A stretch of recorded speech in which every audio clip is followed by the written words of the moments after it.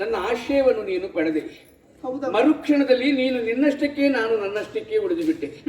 ಆಗಾಗ ನಿನ್ನನ್ನು ನಾನು ಬಂದು ಉಪಚಾರ ಮಾಡಬೇಕಿತ್ತು, ಕುಶಲ ಪ್ರಶ್ನೆ ಮಾಡಬೇಕಿತ್ತು. ಯಾವುದಕ್ಕೂ ಅವಕಾಶ ಸಿಗಲೇ ಇಲ್ಲ.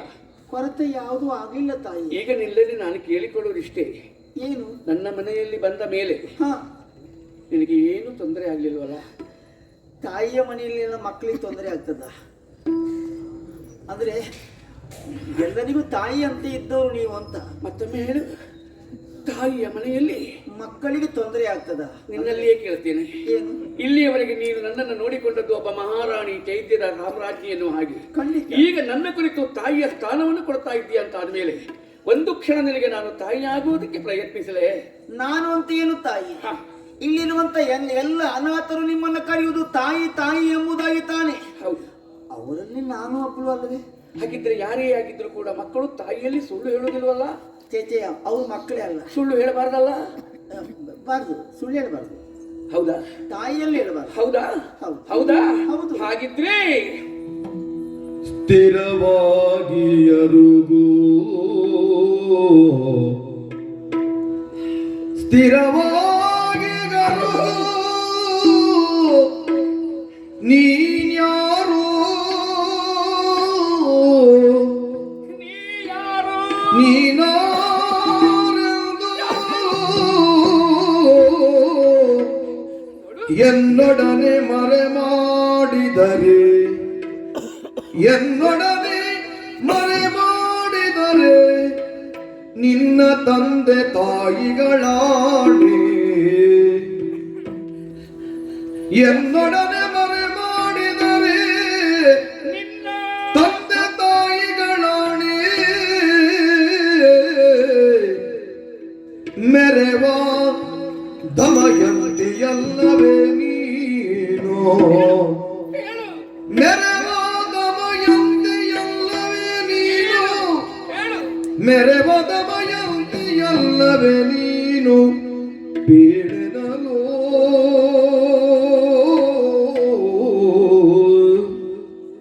ಸ್ಥಿರವಾಗಿ ಅರುಗು, ನೀನ್ಯಾರು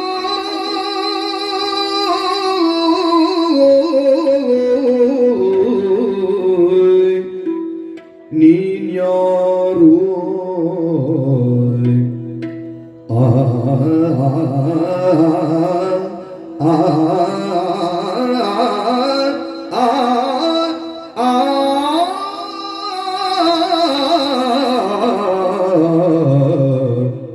ಆ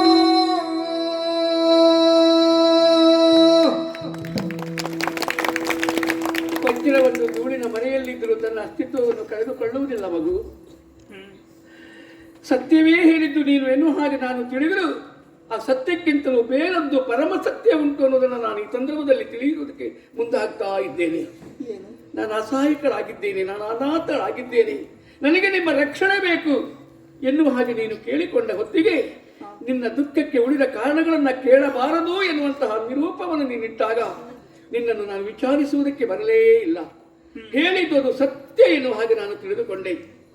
ನನಗೆ ಆ ಸತ್ಯ ಬೇಡ, ನನಗೆ ಪರಮ ಸತ್ಯ ಬೇಕು. ಹೇಗೆ ಹೇಳಬೇಕು? ನೀನು ಸತ್ಯವಾಗಿ ಸ್ಥಿರವಾಗಿ ಹೇಳಬೇಕು, ಸ್ಪಷ್ಟವಾಗಿ ಹೇಳಬೇಕು. ನನ್ನ ಮನೆಗೆ ನೀನು ಮೊದಲಾಗಿ ಬಂದಾಗ ನಾನೊಬ್ಬಳು ಅನಾಥಳು ಅಂತ ಹೇಳಿದ್ದು ಅದು ಸುಳ್ಳು, ಸತ್ಯ ಬೇರೆ ಇದೆ ಇರುವುದು ನನಗೆ ಸ್ಪಷ್ಟವಾಗಿದೆ ಅಮ್ಮ. ಇಲ್ಲಮ್ಮ, ಸತ್ಯ ಬೇರೆಯೇ ಇದೆ. ನೀವು 100 ಬಾರಿ ಕೇಳಿದ್ರು ಉತ್ತರ ಒಂದೇ, ನಾನು ಅನಾಥಳು. ಅಲ್ಲ ಅಲ್ಲ, ನೀನು ಅನಾಥಳಲ್ಲ. ಎಷ್ಟೋ ಅನಾಥರಿಗೆ ರಕ್ಷಣೆ ಕೊಟ್ಟವಳು ನೀನು. ಒಂದು ಕಾಲದಲ್ಲಿ ಸಾಮ್ರಾಜ್ಞಿ ಆಗಿದ್ದವಳು, ಮಹಾರಾಣಿಯಾಗಿ ಬೆಳೆದವಳು. ನನಗೆ ಗೊತ್ತಿದೆ, ನನ್ನ ಅಂತರಂಗ ಹೇಳುತ್ತಿದೆ. ಹೇಳು ಹೇಳು, ನೀನು ದಮಯಂತಿಯಲ್ಲವೇ? ಅಮ್ಮ, ಓ, ನಿಷೇಧಕ್ಕೆ ಮಹಾರಾಣಿ. ಹೌದು. ನಳ ಚಕ್ರವರ್ತಿಗಳ ಹೆಂಡತಿ. ಹೌದು. ದಮಯಂತಿ. ದಮಯಂತಿ ಎಲ್ಲಿ ತಾಯಿ? ದಮಯಂತಿ ಮತ್ತೊಬ್ಬರ ಮನೆಯಲ್ಲಿ ಊಳಿಗದ ಆಳಾಗಿ ಕೂಳನ್ನು ಹುಡುಕುವ ನಾನೆಲ್ಲಿ ಅಮ್ಮ? ನಾನು ದಮಯಂತಿ ಅಲ್ಲ. ನೀನು ದಮಯಂತಿ ಅಲ್ಲಮ್ಮ. ನೀನು ದಮಯಂತಿ ಅಲ್ಲ ಹೇಳುವುದಕ್ಕೆ ನಿನಗೆ ಕಷ್ಟವಾಗುತ್ತಾ ಇದೆ ಎನ್ನುವುದು ನಿನ್ನ ಭಾವನೆಯಿಂದ, ನಿನ್ನ ಸ್ವರದ ಭಾರದಿಂದ ನಾನು ಅರ್ಥೈಸಿಕೊಳ್ತಾ ಇದ್ದೇನೆ. ಯಾಕೆ ಅಂತಿದ್ರೆ ನಿನಗೆ ತಾಯಿಯ ಸ್ಥಾನದಲ್ಲಿದ್ದವಳು ನಾನು. ನನ್ನ ಅಂತರಂಗವನ್ನು ನೀನು ಅರ್ಥ ಮಾಡಿಕೊಳ್ಳಿಲ್ಲ. ಖಂಡಿತವಾಗಿ ಹೇಳ್ತೇನೆ, ಕಠಿಣವಾಗಬೇಕಾದೀತು, ನಾನು ಕಠಿಣವಾಗಬೇಕಾದೀತು. ಈ ನಿಂತ ಭೂಮಿಯ ತಾಯಿ ಮೇಲೆ ಆಣೆ ಮಾಡಿ ಹೇಳು, ನೀನು ದಮಯಂತಿ ಅಲ್ಲ ಅಂತ ಹೇಳಿಬಿಡು. ಅಲ್ಲ, ಬೆಳಗುವಂತ ಸೂರ್ಯ ಚಂದ್ರನ ಮೇಲೆ ಆಣೆ ಮಾಡು, ನಾನು ದಮಯಂತಿ ಅಲ್ಲ ಹೇಳು. ದಮಯಂತಿ ಅಲ್ಲ. ನಿನ್ನ ತಂದೆ ತಾಯಿಗಳ ಮೇಲೆ ಆಣೆ ಮಾಡಿ ಹೇಳು, ನಾನು ದಮಯಂತಿ ಅಲ್ಲ ಎನ್ನುವ ಹಾಗೆ ಹೇಳು. ದಮಯಂತಿ ಅಲ್ಲ. ನೀನು ದಮಯಂತಿ ಅಲ್ವೇ? ಅಲ್ಲ.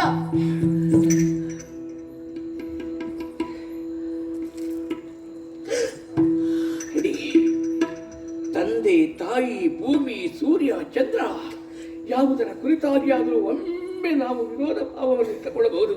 ಆದರೆ ಹೆಣ್ಣಾಗಿದ್ದವಳಿಗೆ ಅವಳ ಕೊರಳ ಮಾಂಗಲ್ಯಕ್ಕಿಂತ ಬೇರೆ ದಿಕ್ಕು, ಬೇರೆ ಗತಿ, ಬೇರೆ ಇರುವುದಕ್ಕೆ ಸಾಧ್ಯವೇ ಇಲ್ಲ. ಬಲಗೈಯಲ್ಲಿ ನಿನ್ನ ಮಾಂಗಲ್ಯವನ್ನು ಹಿಡಿದು ಹೇಳು, ನಾನು ದಮಯಂತಿ ಅಲ್ಲ ಅಂತ ಹೇಳು. ನಾನು ದಮಯಂತಿ ಅಲ್ಲ ಅಂತ ಹೇಳು. ಹೇಳು ಹೇಳು ಹೇಳು. ಶಿರವಾಗಿ ಹೇಳು. ಆಗುದೆಂದಳು, ಶಿರವಾಗಿ ಆಗುದೆಂದಳು.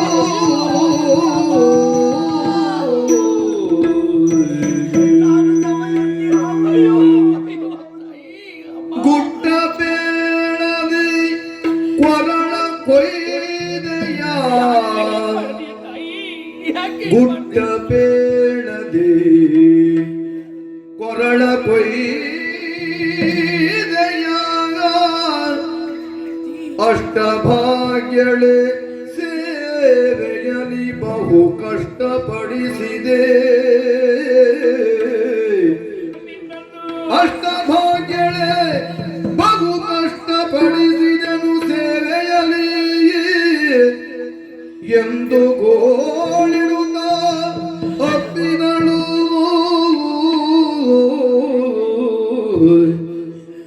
ಗುಡ್ಡ ಬೀಳದೆ ಕೊರಳ ಕೊಯ್ದೆಯ, ಗುಡ್ಡ ಬೇಳದೆ ಕೊರಳ ಕೊಯ್ದೆಯ.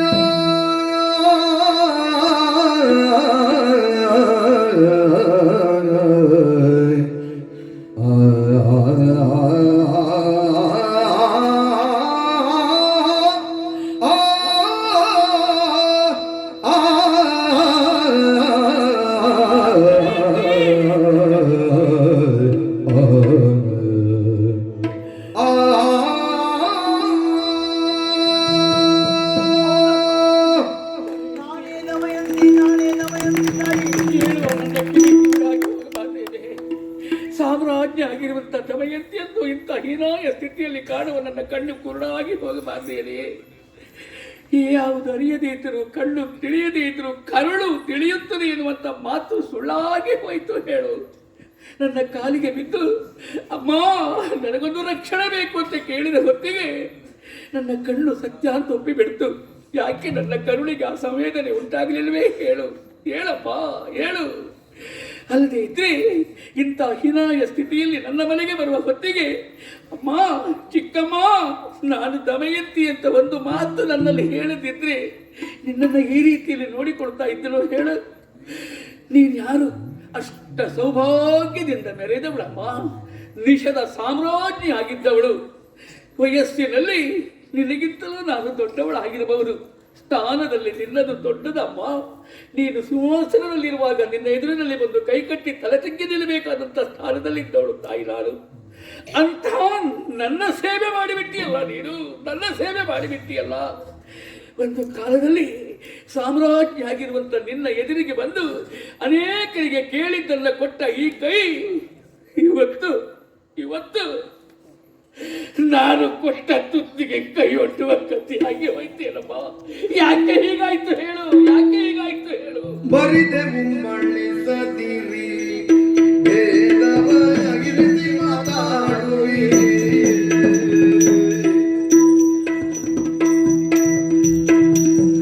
ಬರಿದೆ ಮುಮ್ಮಳ್ಳಿಸದಿರಿ ಭೇದವಾಗಿರಿಸಿ ಮಾತಾಡುವಿರಿ, ಭೇದವಾಗಿರಿಸಿ ಮಾತಾಡುವಿರಿ. ಮರ್ಯಾದೆ ತವರ ಮನೆಯಲ್ಲಿ ಮಕ್ಕಳು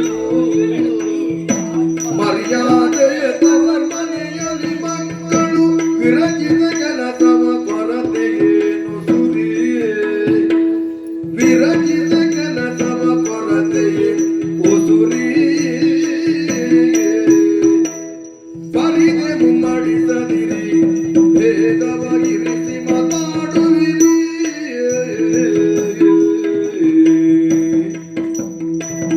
ಅಮ್ಮ, ಮಗಳೇ, ಯಾವ ಸತ್ಯ ಗೊತ್ತಾಗಬಾರದು ಎಂಬ ಕಾರಣಕ್ಕಾಗಿ ಇಷ್ಟು ದಿನ ಮುಚ್ಚಿಟ್ಟನು. ಅದೇ ಸತ್ಯ ಈಗ ಹೊರಬಂತಮ್ಮ. ಹೌದೇ? ನಾನು ನಮಯಂತೆಂದು ಗೊತ್ತಾದ ಮರುಕ್ಷಣದಲ್ಲಿ ಬುಡ ಕಡಿದ ವೃಕ್ಷದೋಪಾದಿಯಲ್ಲಿ ದಪ್ಪನೆ ಭೂಮಿಯ ಮೇಲೆ ಬಿದ್ದು ಬಿಕ್ಕಿ ಬಿಕ್ಕಿ ಅಳುತ್ತಿದ್ದೀರಲ್ಲ ತಾಯಿ.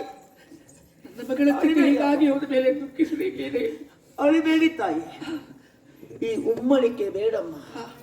ಹಾಗೊಮ್ಮೆ ಉಮ್ಮಳಿಕೆಯಿಂದ ನೀವು ಅಳುತ್ತೀರಿ ಅಂತಾದ್ರೆ ಭೇದ ಇರಿಸಿ ಮಾತಾಡ್ತೀರಿ ಅಂತ ಅರ್ಥಮ್ಮ. ಬೇಡ, ಅದಲ್ಲದೆ ಇದ್ರೆ ನೀವು ತಾಯಿ, ಚಿಕ್ಕಮ್ಮನಾದ್ರೂ ತಾಯಿ ತಾನೆ. ಖಂಡಿತ. ತವರ ಮನೆಯಲ್ಲಿ ಮಕ್ಕಳು ಸೇವೆ ಮಾಡಿದ್ರೆ ಅಥವಾ ಕಾರ್ಯೋನ್ಮುಖನಾಗಿದ್ರೆ ಅದು ಅಪರಾಧವೇ ಹೇಳಿ. ತಾಯಿಯ ಸೇವೆಯನ್ನು ಮಾಡಬೇಕಾದ್ದು ಮಕ್ಕಳಿಗೆ ಕರ್ತವ್ಯ ಮತ್ತು ಧರ್ಮ. ಆ ನೆಲೆಯಲ್ಲಿ ನಾನು ಸೇವೆ ಮಾಡಿದ್ದೇನಮ್ಮ. ಮತ್ತೆ ಏನು? ನಾನು ಬೇಡಿದ್ದು ಯಾರಲ್ಲೂ ಅಲ್ಲ, ನನ್ನ ತಾಯಿಯಲ್ಲಿ ಬೇಡಿದ್ದಮ್ಮ. ನಾನು ಮಕ್ಕಳಿಗೆ ತುತ್ತು ಕೊಡಬೇಕಾದಳು ತಾಯಿಯ ಹೊರತು ಮಕ್ಕಳು ತಾಯಿಗೆ ತುತ್ತು ಕೊಡಬಾರದು. ಇಲ್ಲ, ಆ ಸ್ಥಿತಿ ಯಾವ ತಾಯಿಗೂ ಬರಬಾರ್ದಮ್ಮ. ಹಾಗಾಗಿ ನಿಮ್ಮಲ್ಲಿ ಬೇಡಿ ತಿನ್ನಿದ್ದಮ್ಮ ನಾನು. ನೋಡಿ, ನಿಷೇಧಕ್ಕೆ ಮಹಾರಾಣಿಯಾಗಿದ್ದವಳು ನಾನು. ಹೌದು. ಎಲ್ಲವನ್ನ ಕಳ್ಕೊಂಡು ಹೀಗೆ ಆಶ್ರಯ ಪಡೆಯಬೇಕಾದ ಸ್ಥಿತಿ ಒಂದು ಬಂತಲ್ಲ. ಯಾಕೆ? ಕಾರಣ ಉಂಟ. ಏನಾಯ್ತು? ಏನಂತ ಹೇಳಲಿ ತಾಯಿ. ನಾನು ಕೋಡಿ ಪುಷ್ಕರನೊಳಗೆ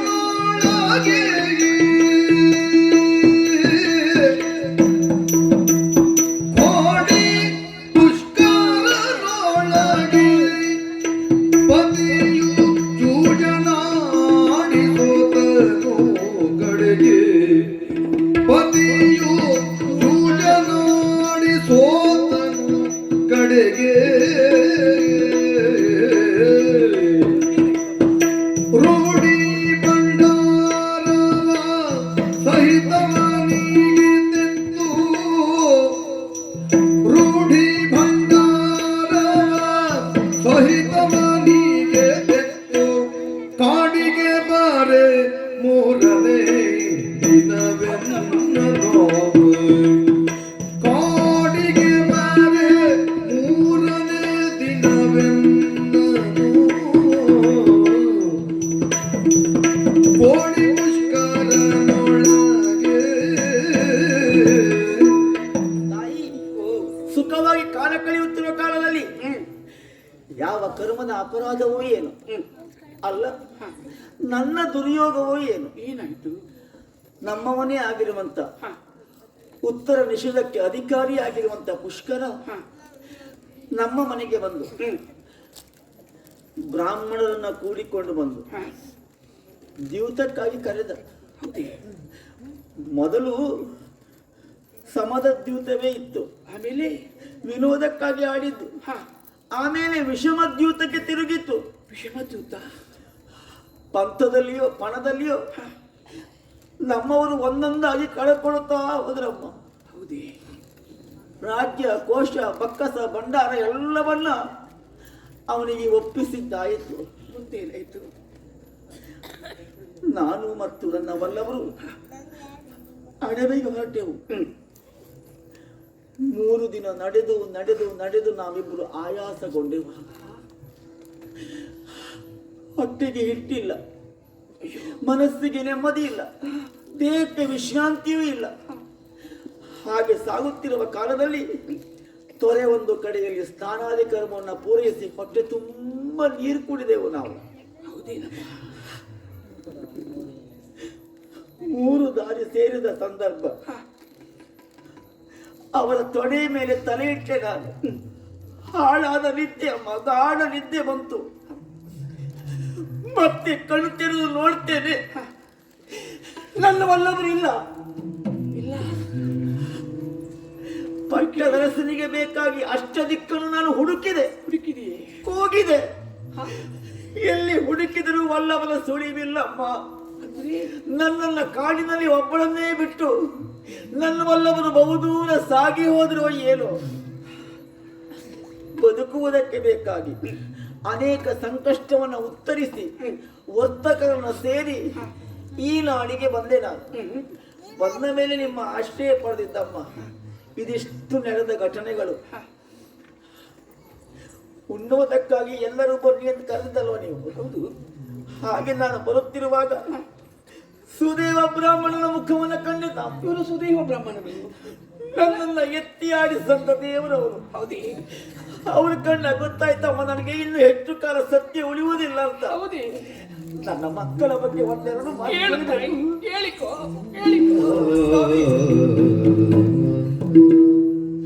ದೀರ್ಘ ಸುಮಂಗಲಿ ದಿನಾಪುರದಲ್ಲಿ ಬಂದಿದ್ದಾರೆ. ನಿಜ ಹೇಳಿ, ನನ್ನ ಅಪ್ಪ ಅಮ್ಮ ಹೇಗಿದ್ದಾರೆ? ನನ್ನ ಮಕ್ಕಳು ಹೇಗಿದ್ದಾರೆ ಸ್ವಾಮಿ? ದಮಯಂತಿ, ಓ, ಮಕ್ಕಳು ತಂದೆ ತಾಯಿಯರು ಹೇಗಿದ್ದಾರೆ ಅಂತ ನಾನು ಹೇಗೆ ಹೇಳುವುದಕ್ಕೆ ಸಾಧ್ಯ ಇಲ್ಲ. ಹಸುವಿನ ಕರುವೊಂದು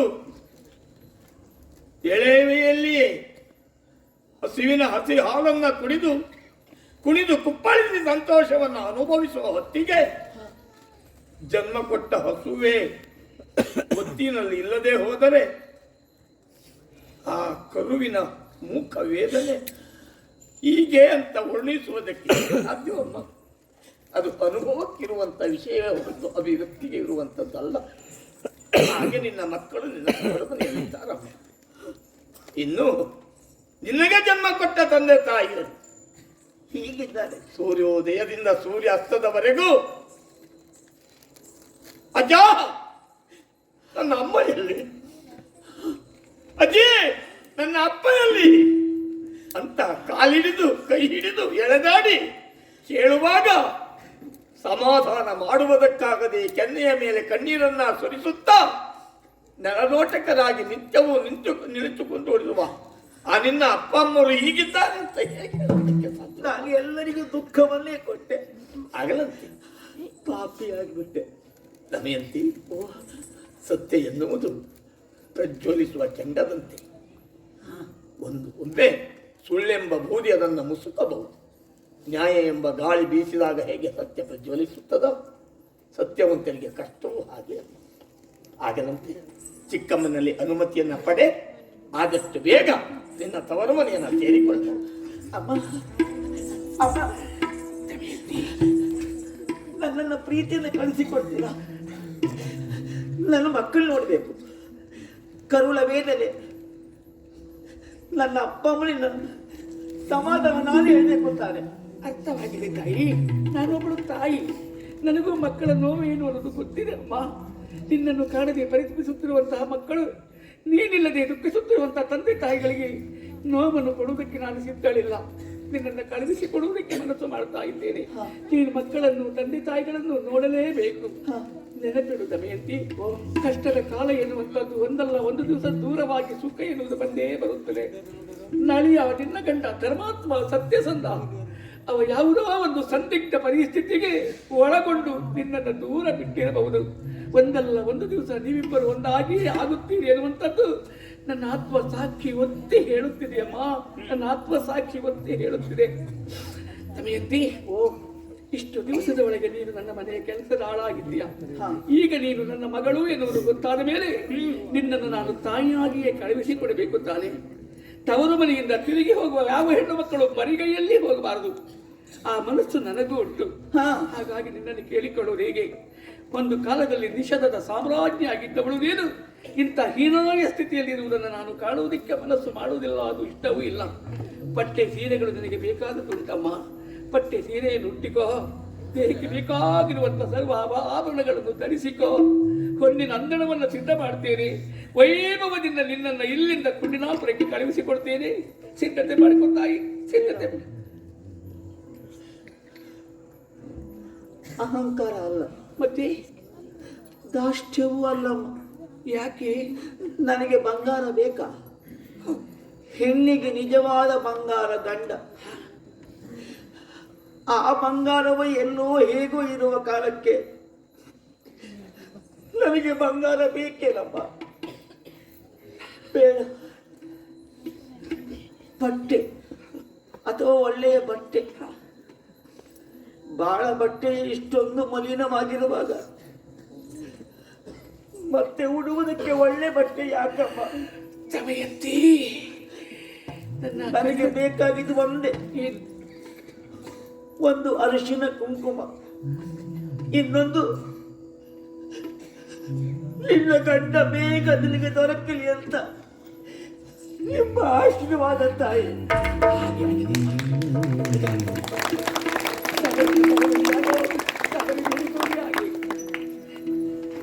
ಅರಿಶಿನ ಕುಂಕುಮವನ್ನು ನಿನ್ನ ಹಣೆಗಿಡುತ್ತಾ ಇದ್ದೇನೆ.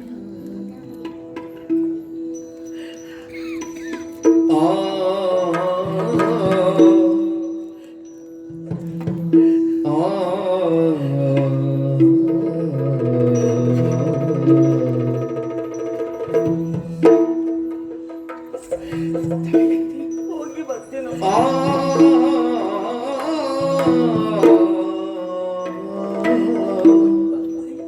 ಹೆದರ್ಬೇಡಮ್ಮ, ಆದಷ್ಟು ಬೇಗ ನಾವು ಗಂಡ ಹೆಂಡತಿ ಮಕ್ಕಳು ಎಲ್ಲ ಒಂದಾಗಿ ಬರ್ತೇವೆ. ಆ ದೇವರು ಆ ಯೋಗವನ್ನು ಆದಷ್ಟು ಬೇಗ ಕರುಣಿಸಲಿ ಅಂತ ನಾನು ದೇವರಲ್ಲಿ ಕೇಳಿಕೊಳ್ತಾ ಇದ್ದೇನೆ. ಹೋಗಿ ಬರ್ತೇನೆ. ಹೋಗಿ ಬಾ. ಹೋಗಿ ಬಾ.